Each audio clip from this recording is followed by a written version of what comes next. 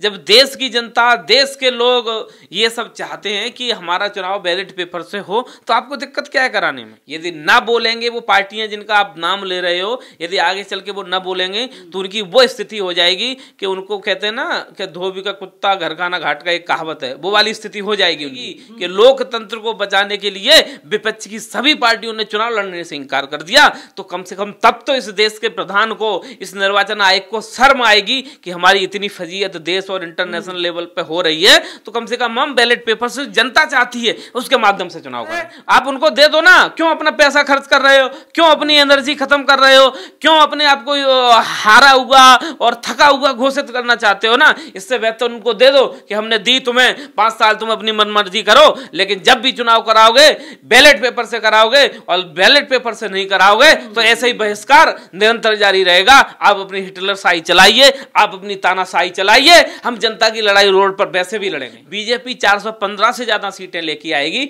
और वो ईवीएम के माध्यम से लेके आएगी, और जो कांग्रेस का रिकॉर्ड है वो तोड़ के बताएगी। मैं आज से आपको कह रहा हूं, ईवीएम पर पूरे देश में विवाद छिड़ा हुआ है। आम जनता कह रही है ईवीएम के जरिए बीजेपी बेईमानी करवाती है, और तमाम ऐसे संगठन हैं जो खुल करके दिल्ली की सड़कों पर आंदोलन करते हैं और कह रहे हैं ईवीएम को पूरी तरीके से हटा दिया जाए, जिससे नरेंद्र मोदी 2024 में किसी भी कीमत पर चुनाव ना जीतने पाए। मेरे साथ है लोकेंद्र गुर्जर। गुर्जर जी, क्या कहेंगे? बीजेपी कह रही है, चुनाव आयोग कह रहा है ईवीएम सेफ है, आप लोग सवाल उठाते हैं, आंदोलन करते हैं, डिटेन होते हैं, आप लोग कहते हैं कि ईवीएम जरिए धांधली होती है, बेईमानी होती है। निर्वाचन आयोग, जैसा कि आप बता रहे हैं कि निर्वाचन आयोग कहता है और सरकार कहती है कि ईवीएम सेफ है, तो वो प्रमाणित करे कि मैंने जो वोट दिया था वो किसको गया था। यदि पहले बैलेट पेपर के माध्यम से यदि वोट डाला जाता था तो उस समय होता था कि मैं किस नंबर पर गया, उस समय मैंने साइन किए, उस समय किस नंबर का बैलेट पेपर फाड़ा गया और उस बैलेट पेपर पे मैंने क्या, किसकी सील लगाई, वो कभी भी निकाल के देखा जा सकता था। यदि मैं उस पर क्वेश्चन करता तो मेरे नंबर वाला बैलेट पेपर निकाल के मैंने कितने नंबर पर साइन किए थे, उस समय कितना नंबर का बैलेट पेपर फाड़ा गया था, और वो मेरे आके मेरे मुँह पर मार देंगे कि ये देखो लोकेंद्र गुर्जर, तुमने किसको वोट दिया था। क्या ईवीएम के माध्यम से वो प्रूफ कर सकते हैं कि तुमने किसको वोट दिया था? नहीं ना। तो हम कैसे कहें कि ईवीएम सेफ है? वो हमसे पूछते हैं कि आप ये बताओ कि ईवीएम कैसे अनसेफ है, तो हम उनसे पूछते हैं कि आप बताओ ईवीएम कैसे सेफ है, आप बताओ कि हमने जो वोट दिया था वो किसको गया था, एक बार वो प्रूफ करके बता दें। चुनाव तो जो मतदान होता है गुप्त तरीके से होता है, गोपनीय होता है, कोई नहीं जान पाता कि किस व्यक्ति ने किसको अपना वोट डाला है, किसके पक्ष में मत डाला है। तो अच्छा, गोपनीय होता है। हाँ। तो गोपनीय इतना भी नहीं होना चाहिए कि मैंने वोट डाला किसी को, वोट पहुंच गया किसी को। आपने उदाहरण देखे होंगे, कई प्रत्याशी बता रहे हैं कि मैंने अपना वोट डाला, मुझे मेरा ही वोट नहीं मिला। प्रत्याशी है, उसको 1 वोट तो मिलेगा अपनी पूरी विधानसभा में, उनको 0 वोट मिल रहा है, कैसे पॉसिबल है? बैलेट पेपर में जब वोट डलते थे उस समय गलती से भी कोई फॉर्म क्या होता था, एक मैं बहुत एक सच बता रहा हूँ, कोई प्रत्याशी जब चुनाव लड़ता है ना तो कम से कम 5 लोग निर्दलीय प्रत्याशी, उसके रिश्तेदार और उसके फॉर्म डलाए जाते हैं। ये सच है। वो क्यों डलाए जाते हैं? क्योंकि उनके नाम पर गाड़ियों की परमिशन मिल जाती है। भाई एक प्रत्याशी को 2 या 4 गाड़ियों की परमिशन है, यदि उसने अपने नाते रिश्तेदार अपने जानकार के फार्म डलवा दिए तो उससे क्या होता है कि 4 लोगों की कितनी गाड़ियां हो गई, 4 चौक 16 गाड़ियों की परमिशन हो गई। तो भले ही नाम प्रत्याशी दूसरा है, लेकिन प्रचार में किसके में लगी है? जो मैं खड़ा हूं मेरे में लगी, लेकिन नाम के दूसरे से परमिशन मिल गई। जब वो इस तरीके के जो प्रत्याशी खड़े किए जाते थे बैलेट पेपर के समय, उनको भी 1000, 2000, 5000 ऐसे वोट मिल जाते थे गलती में। और अब यदि कोई प्रत्याशी चुनाव लड़ रहा है तो उसको 1 वोट नहीं मिल रहा, कैसे? लेकिन जब आप लोग बैलेट पेपर की बात करते हैं तो जितना मैं समझता हूं, मैंने भी मतदान किया है, अगर आप बैलेट से मतदान करते हैं, अगर आप मुहर मारते हैं, तो अगर आपकी मोहर 2 जगह लग जाती है, गलती से या जानबूझ करके या नासमझी में, तो होता क्या है कि आपका मतदान रिजेक्ट कर दिया जाता है, उसकी गिनती होती ही नहीं है।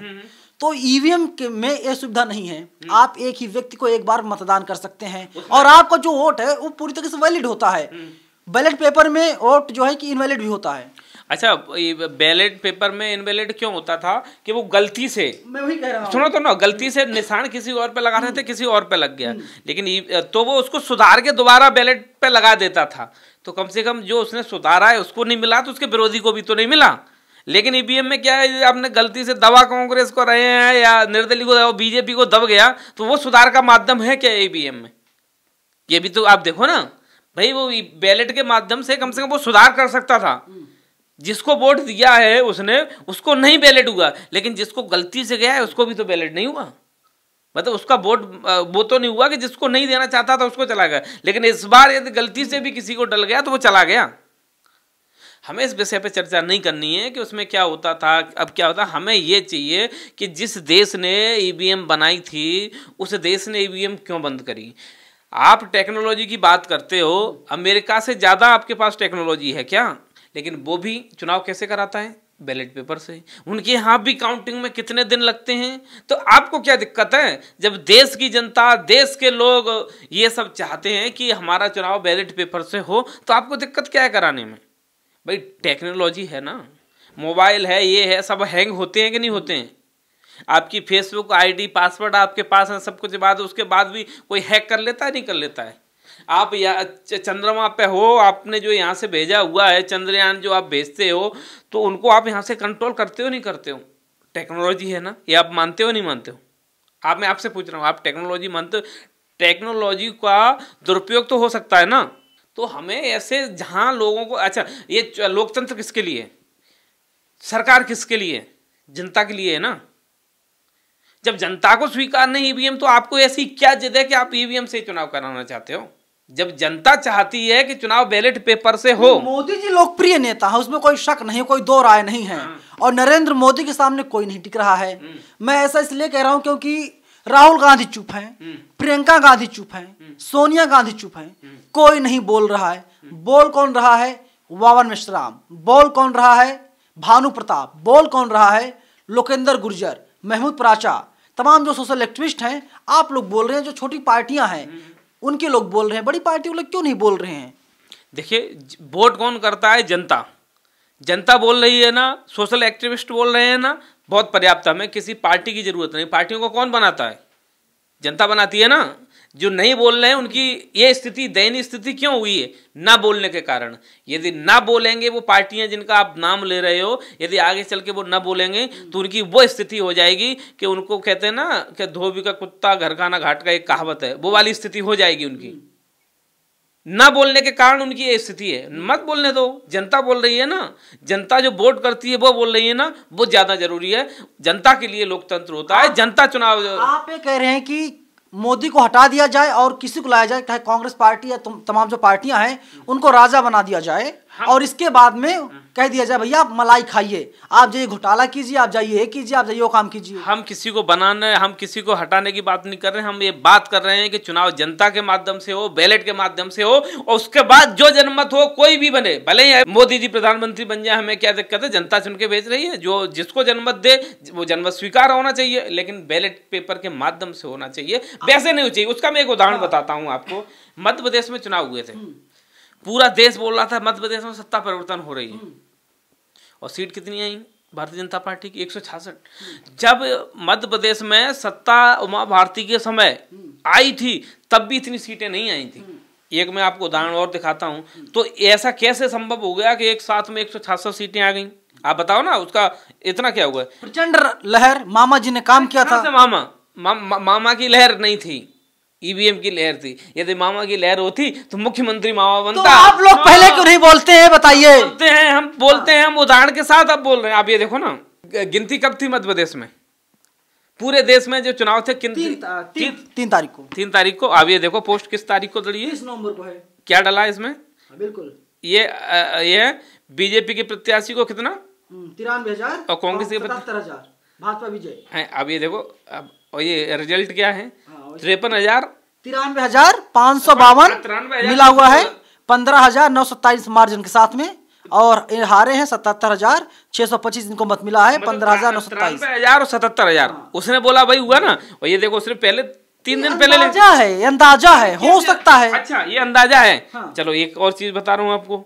बैलेट जो पेपर होते हैं, जो अधिकारी कर्मचारी जो वोट करते हैं पोस्टल बैलेट की, उनकी गिनती होती है।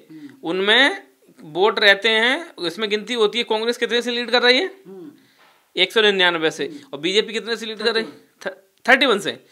अब 2 घंटे बाद जब ईवीएम से गिनती चालू होती है तो जनता वही वोट करने वाली प्रदेश की, और रिजल्ट बदल जाता है और बीजेपी बढ़ने लगती है, 166 रुपये पहुंच जाती है। कैसे पॉसिबल है? मतलब इतना भी आंखों का अंधा होगा ना, उसको भी दिख जाएगा कि क्या है। आप बताओ ना भाई, बैलेट पोस्टल बैलेट की गिनती हो रही है तब कांग्रेस लीड कर रही है, और जब बात आती है ईवीएम की तो बीजेपी 166 से सरकार बन जाती। कैसे हो सकता है? उस एरिया में जो है कि बीजेपी, वो एरिया जो है बीजेपी का गढ़ रहा हो।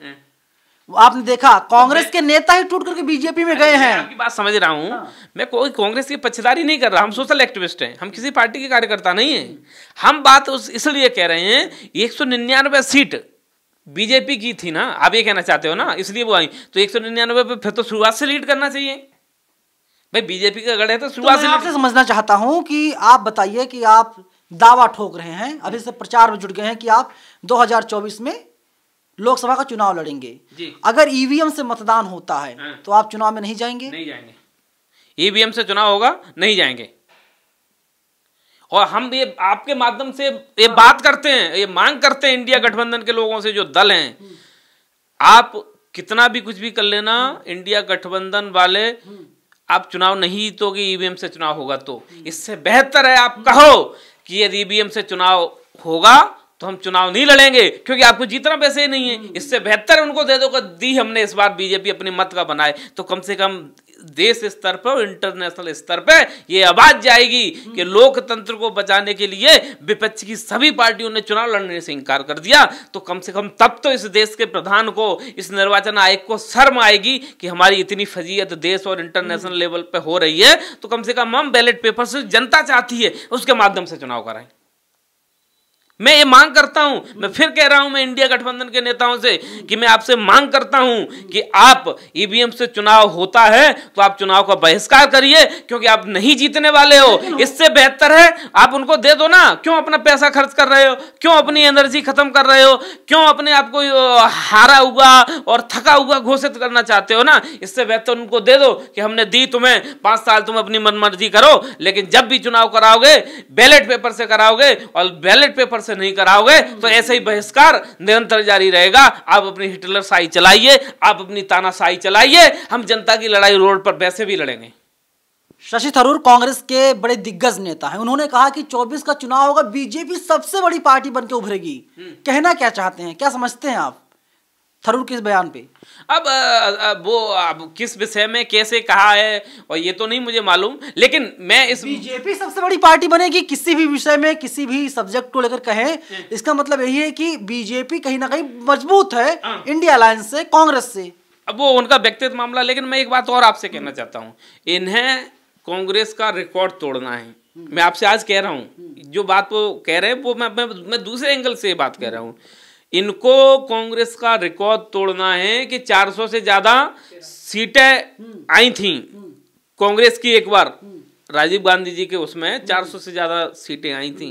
ये कह रहे हैं ना अब की बार 400 पार, तो अब की बार चाहे कांग्रेस से 1 सीट ज्यादा लेके आए, ये ईवीएम के माध्यम से उस रिकॉर्ड को तोड़ेंगे। और 414, 401 जीत के आए थे, 403 जीत के आए थे और 10 सीटें बाद में ऐड हुई थी, टोटल 414 थी। मैं कह रहा हूं बीजेपी 415 से ज्यादा सीटें लेके आएगी और वो ईवीएम के माध्यम से लेके आएगी, और जो कांग्रेस का रिकॉर्ड है वो तोड़ के बताएगी। मैं आज से आपको कह रहा हूं, इस शब्द को, इस मैंने जो बोला है इसको रिकॉर्ड करके रख लेना। यदि ईवीएम से चुनाव हुआ तो 414 से ज्यादा सीटें बीजेपी लेके आएगी, और जो कांग्रेस का रिकॉर्ड जो है उसको तोड़ के बताएगी। चलिए, अगर ईवीएम से 24 मतदान होते हैं तो लोकेंद्र गुर्जर कह रहे हैं कि बीजेपी जो अब तक के रिकॉर्ड बने हैं उन सभी रिकॉर्डों को ध्वस्त करने का काम भारतीय जनता पार्टी अकेले करेगी। हालांकि अभी बीजेपी के पास 302 या 303 सांसद हैं, और पूरा जो एनडीए है उसमें लगभग 20-22 सांसद और हैं, टोटल हो जाती संख्या 325, 325।